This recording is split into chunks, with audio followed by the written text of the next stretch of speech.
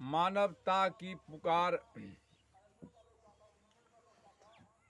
बंधुओं, मैं निवेदन करके कहता हूं कि हमारा सुधार सबसे बड़ा सुधार है।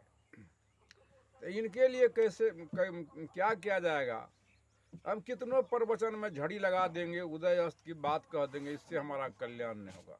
हमारा सुधार तब होगा यानी हम सब समाज के किसी भी जाति, किसी भी धर्म, किसी भी सांप्रदायिकता के लोग हों, प्रबुद्ध बुद्धिजीवी हों, ज्ञानियों, विज्ञानी जनों, हम सब एक साथ आवें, किसी एक एक विषय का अनुसंधान करने के लिए, संशोधन करने के लिए वैचारिक क्रांति करे, जन अदालत में फैसला करे, जो कार्य का रूप हो, जो सही उसका कार्य का रूप दे, तब हमारा कल्याण होगा।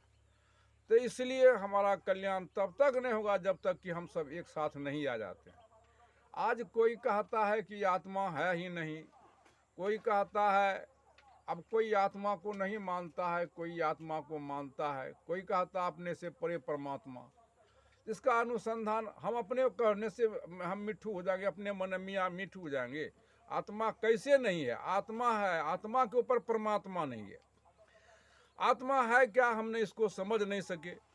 जिसको हम सर्वेश्वर कहते हैं, ईश्वर प्रकृति कहते हैं, प्रकृति का आकर्षण शक्ति सांस ही ईश्वर है, गॉड है, वही कण कण में क्रिया करती है। तब हम भोजन लेते हैं, तब हम भोजन लेते हैं। उसी सर्वेश्वर सांस का ये सत्ता चेतन है, असंख्य चेतन है। जैसे हम लोग चिराग जलाते हैं ना, तो चिराग में तेल है या तेल में अग्नि है, कुछ नहीं बिगाड़ता। सलाई में काठी है, काठी में अग्नि है, कुछ नहीं बिगाड़ता। और जब हम सलाई की काठी निकाल करके ऊपर से घसते हैं, तब क्या होता है? चिंगारी निकलती है, चिराग से संधि कर देते हैं, तो क्या होने लगता है? लोग कहता है, लोग प्रकाश कहता है, लेकिन मैं कहता हूँ प्रकाश नहीं है, वो लौ है, वो प्रज्वलित अग्नि है, दीप शिखा भी कहा जाता है। तो वह तेल है तब लो हो रहा है, और लोग उसको प्रकाश वह नहीं है। प्रकाश शीशा फोड़ के निकलता है। जैसे फूल का पराग यानी पुष्प का पराग फूल को छोड़ के निकलता, रजनीगंधा रात की रानी। तो अब तेल जलाएगा लोगों की लो जलाएगा तेल को। अगर आप कहेंगे कि तेल जलाता है लोग को, तो मैं कहूँगा अनुसंधान करे, संशोधन करे कि तेल लोग को नहीं, लो तेल को जलाता है। तेल भी नहीं जलता है, धुआं में परिवर्तन हो जाता है, उसमें ऑक्सीजन जलता है। ऑक्सीजन का भी 3 रूप होता है, उष्मा और प्रज्वलित शीतल। तो उसी प्रकार सर्वेश्वर ईश्वर सांस है, सांस का ही सत्ता ही चेतन आत्मा, जिनको हम आत्मा कहते हैं।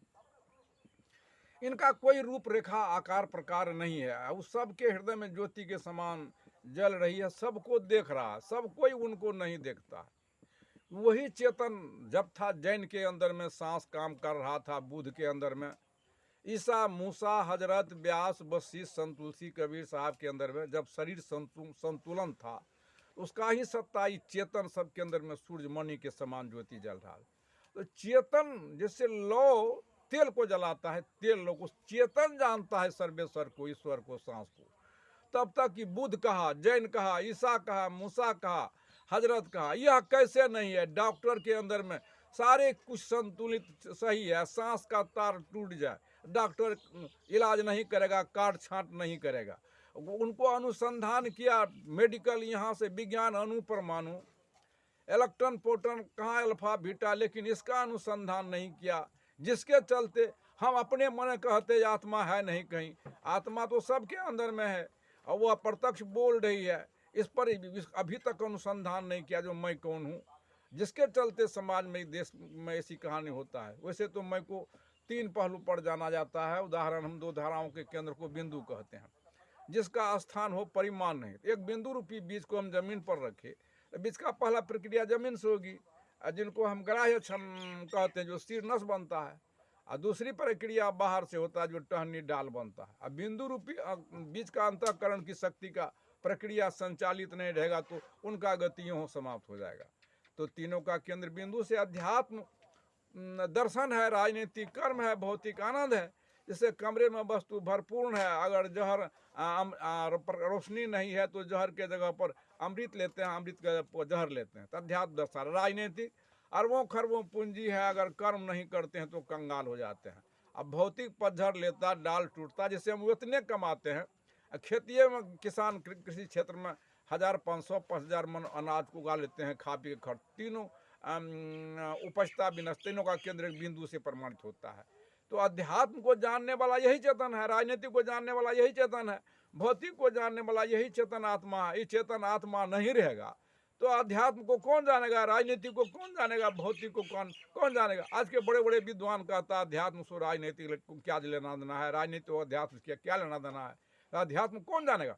ये चेतन क्या है जो मैं करता है। तो जिस सर्वेश्वर ईश्वर सांस को खोजते हैं वह सांस है, और सांस का ही सत्ता ये चेतन है, प्रत्यक्ष है। ये चेतन सबको जानता है। चेतन के बिना अध्यात्म को तो मैं कौन हूँ, तो मैं जीव हूँ, मैं शिव हूँ, मैं बुद्ध हूँ, मैं सब घट में समान आत्मा हूँ। आत्मा है तब मैं बात करता हूँ, आप तब सुन रहे हैं। चाहे बुद्ध के अंदर में आत्मा था, यही सांस की सत्ता चेतन है। चिराग में तेल है, सब कुछ है, लौ नहीं रहेगा तो नहीं जलेगा। और लौ बुझ गया, आत्मा कहीं जाती नहीं है, वो लौ कहीं मिलेगा। यह शरीर साधन मशीन एयर किरणल के द्वारा, नोजल के द्वारा हवा जाता है, एयर किरणल द्वारा हवा, नोजल द्वारा तेल, कंप्रेशन पर मशीन चलती है। चलते चलते पार्ट बिगड़ गया, ना तेल कहीं गया, ना मशीन कहीं गया।